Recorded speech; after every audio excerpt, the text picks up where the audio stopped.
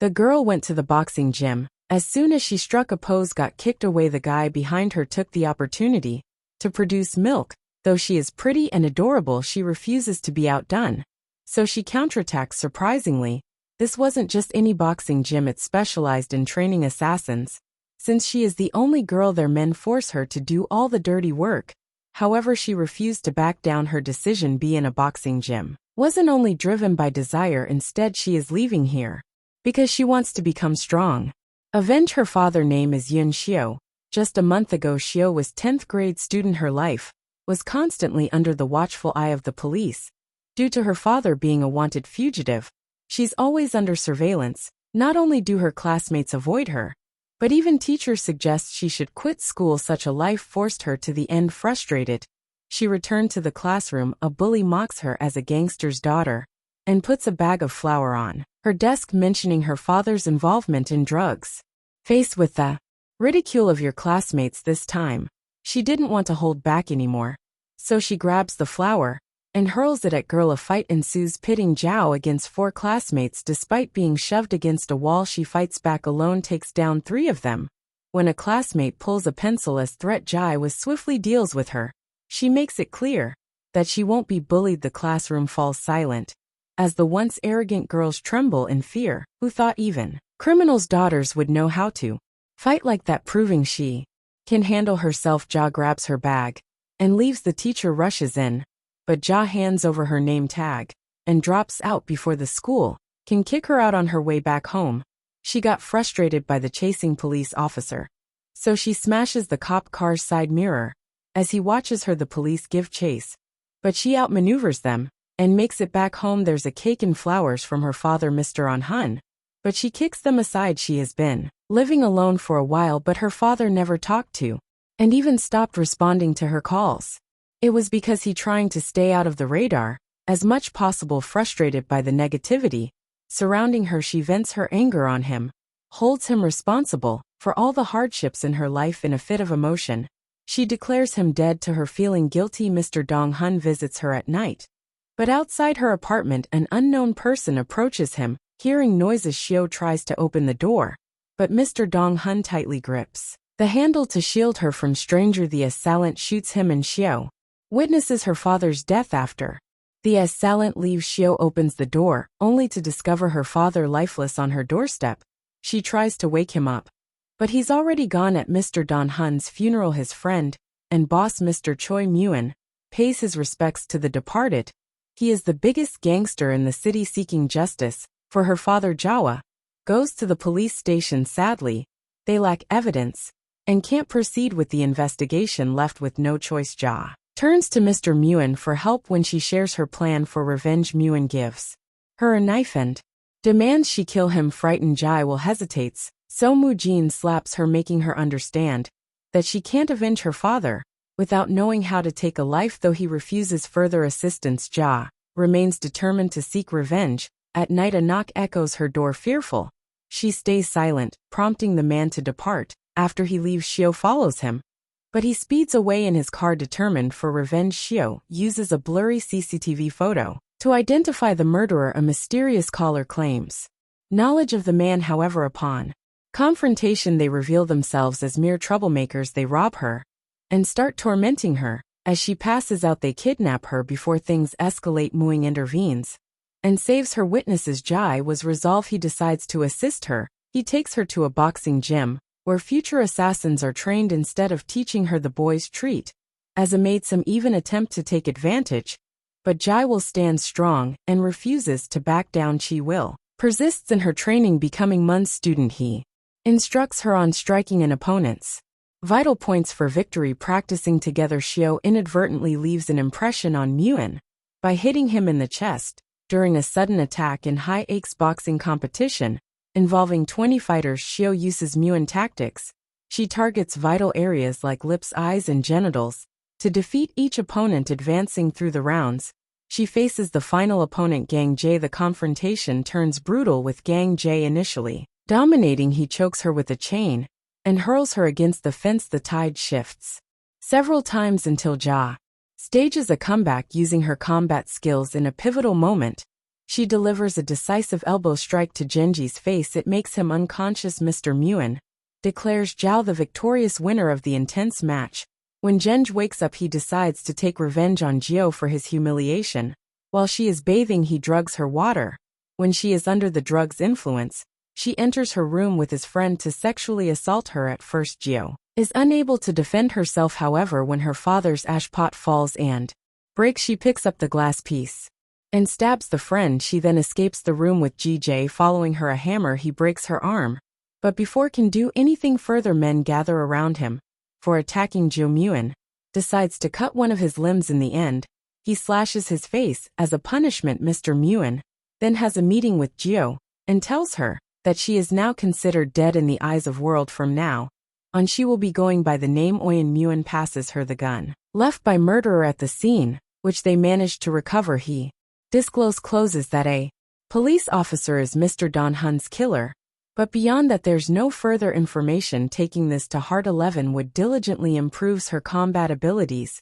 She not only joins Mun's group, but also secures a spot in the police department.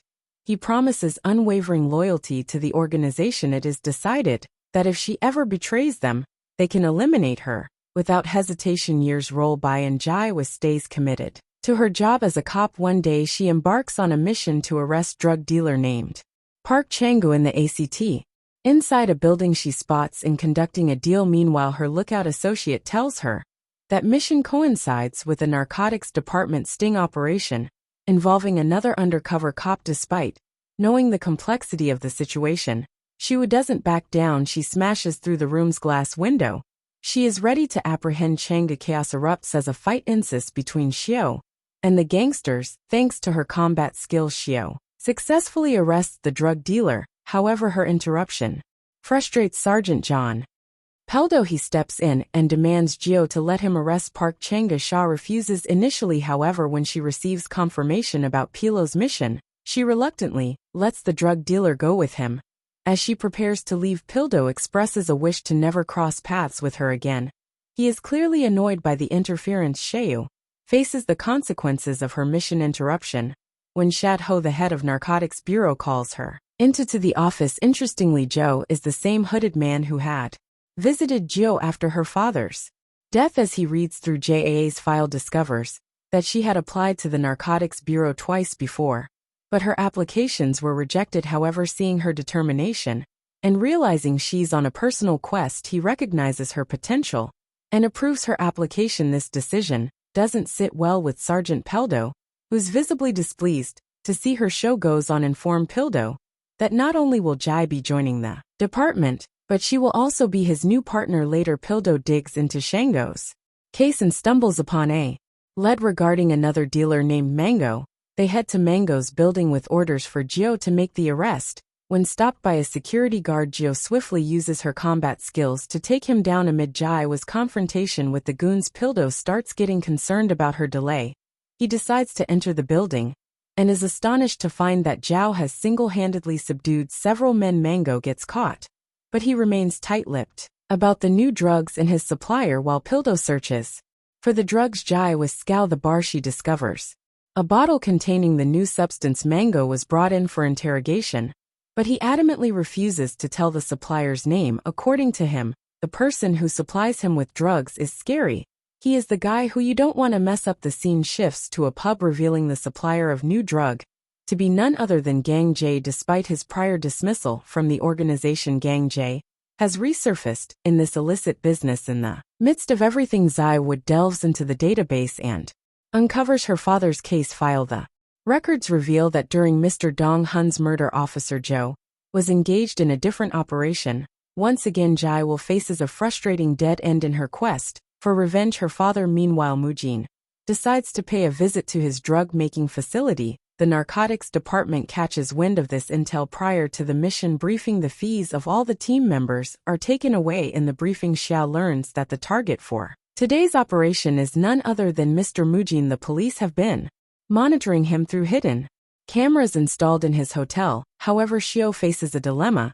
As she has no means of communicating with Muin, she is forced to proceed with the mission. Police silently infiltrate the factory and make their way to the meth production area. Shu is powerless, as she knows that Pilo's camera can record her every move. When Pildo heads downstairs to arrest Muen, a sudden shot rings out, creating chaos. Seizing the opportunity, Muen escapes. A chemical fire erupts in the factory, further aiding his getaway. Cha rushes downstairs to assist Muen. She is holding her pistol at Pildo from behind. A massive explosion occurs, allowing Mujin and his associate to flee by jumping into the water. Sho was left puzzled about the source of gunshot.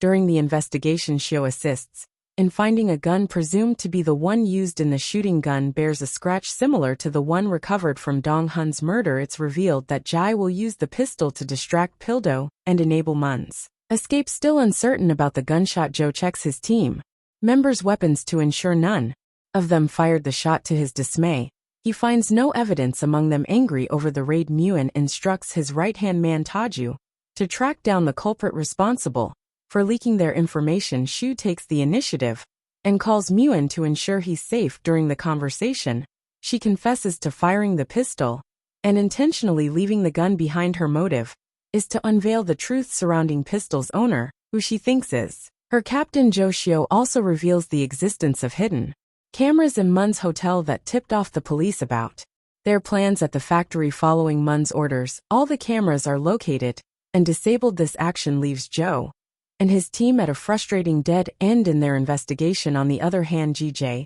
makes a vengeful return to Mun's gym. He is driven by a singular purpose to demonstrate his newfound power and settle the score.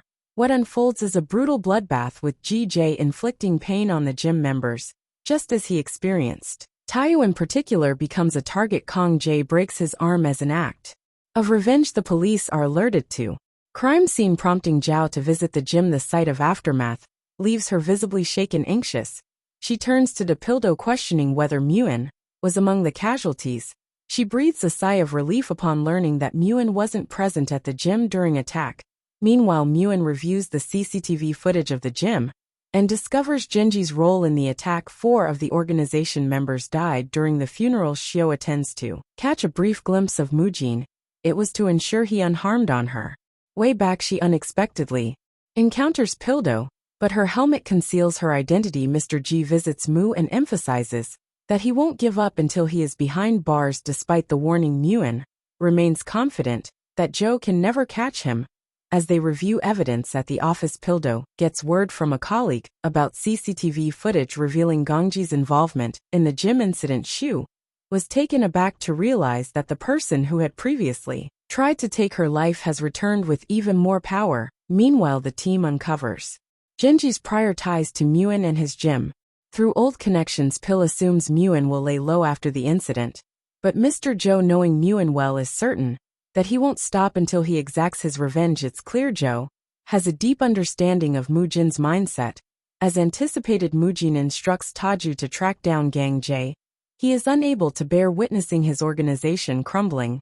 Due to this situation, Sho devises a strategic plan. They decide to release Mango to observe Mujin reaction and actions. The idea is to catch Muen when he immersed in seeking his own revenge. Shu expresses concerns about potential casualties, but Joe remains unfazed. Shu takes it upon herself to inform Muen about Jae's scheme, prompting Muen to craft a counterplan. It appears he's willing to play along with Joe's game. He intends to turn the tables and destroy Jae's plan from within. Mango was released, and a team of undercover cops is strategically placed in his pub for surveillance. Sho briefs his team on the next steps. He reveals that he has found someone within the organization who may be willing to cooperate with them. As he sets out to meet this informant, Shio decides to follow him. However, Pildo unexpectedly appears before Gio, revealing that it was a trap to expose Mujin. Spy. A confrontation ensues. Shu manages to overpower Pildo and make her escape. On her way out, she spots Taju in his car. Mr. Joe and Pildo now suspect the presence of a spy within their team. Sho is convinced that Shio might be the cult, as the leaks seem to coincide with her joining the team. He orders Pildo to closely monitor her every move. As GJ watches the CCTV footage from Mango's casino, he discovers Jae's new identity. Following Joe's orders, Pildo follows Zhao while she visits the forensic service to obtain the pistol's report. While Jio continues her investigation on Gang Jae, Pildo confronts her. He questions why she's operating so low. Shu manages to alleviate his suspicions. They decide to follow Mango, hoping he'll lead them to Gang Jae. Their pursuit takes them to an old car factory where Mango meets Gang Jae. However, it turns out to be a trap. Jae anticipated Jae's pursuit through Mango. He signals his goons, and they attack Pildo and Shio. Despite a fearless fight, they eventually get captured. Jae is delighted to finally exact his revenge. He plans to torment Zhao as much he endured under Mujin. The fights escalates as Genji's men attack Mujin. However, his exceptional fighting skills allow him to face and subdue each adversary. Gang Jae contacts Muin through one of the men's phones and reveals Jio's abduction. Muin springs into action. Meanwhile, Genji traps Jio and Pildo in a van and places them beneath a crushing machine. Their hands are cuffed, and there are no means of escape. As the van begins to get crushed, Muin arrives just in time. He rams his car into the machine to disable it. Chiu manages to escape, but Pil remains trapped inside, still handcuffed. With the police approaching, Muin is forced to flee the scene. Meanwhile, Shio struggles to free Pildo. As she attempts to release him, the machine starts up again, slowly crushing the car. In a desperate move, Jawa manages to pull the machine's wire and finally stops it. Pildo was saved, but Jawa collapses due to excessive blood loss. Devastated by Ja's injury, Pildo focus shifts from pursuing Mujin to capturing GJ. Amid the chaos, Muin decides it's best to send Shio out of the country as quickly possible. Concerned about her safety and the risk of exposure, he believes that her leaving is the safest option, especially with Gang Jae on the loose. Muin communicates this decision to Zhao, but she adamantly refuses. Despite being aware of the dangers to her life, Zhao is determined to stay and pursue justice by capturing her father's murderer. The situation escalates as Muin eliminates a cop who was aware of Jai's true identity. Meanwhile, GJ reaches out to Zhou and offers assistance in capturing Muin. Muin receives information on Genji's whereabouts with his man.